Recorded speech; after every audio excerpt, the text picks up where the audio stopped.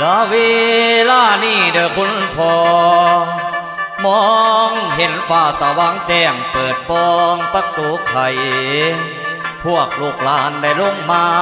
ได้เก้าจ่าทะเลงว่าเอาประเพณีบุญบังไฟได้เตรียมแต่งลูกจัดแจงเครื่องบูชามานอมถวายทั้งเหล้าหายไก่ต้มหมากพลูกล้วย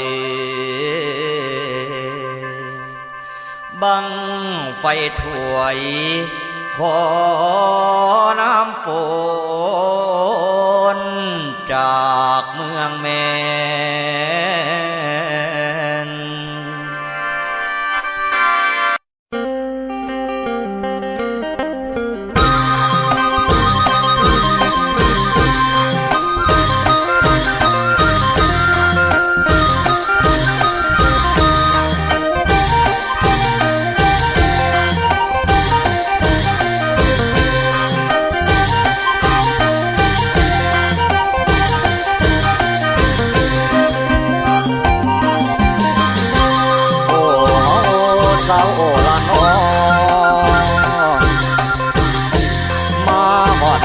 ปีใหม่ของเขาเพิ่นพาเอาบุญบังไฟบ่ขาดมีนักปราชญ์เฒ่าแก่โบราณนำตำนานจากผ้าแดงนางไอพอปีใหม่เราขอป่าขอฝนเป็นคนบ่ได้อึดได้อยากบ่ลำบากเฮ็ดให้ทำนาจึงบูชาบญาแทนเจ้าฝนอังเอาตกล้นลงมา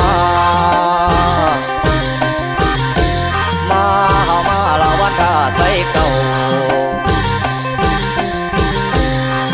เก่าเอากัดเสื่องตามก่อนถวายพระพรให้พ่อหลวงทานขอกระตานสำนึกพระมหากรุณาที่บุญล้นพ้นสุขเรือล้นทรงพระเมตตาเวลามหาราชเจ้าปัดตัวเข้าปีมหามงคลเฉลิมพระชนพระพรรษาพ่อเจ้าบุญเหนือเก้าเป็นลูกพ่อหล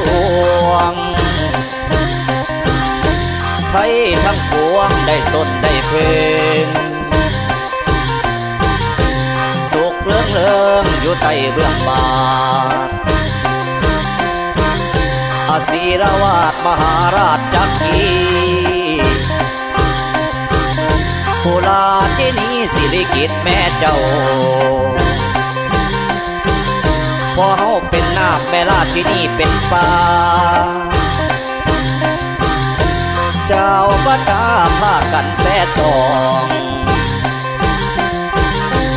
ต่างย่อสุดสมยินดีบงจักรีพวกเก่าคุ้มเกให้ทั้งประเทศอยู่สุมกินเย็นย้อนทรงเป็นละผู้นำแบบอย่างยกมือขึ้นตามรูปเทียนวันทาขอสมมาขอบลงแทบบาทนัวละญาติมาฟอนแทนตอนน้อยกวยแขนละเป็นแผ่นบาดฟอน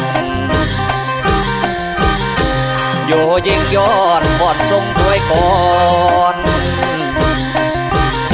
ถวายพระพรทรงพระเจริญเด้อโอ้ชาวไทยเฮาโอ้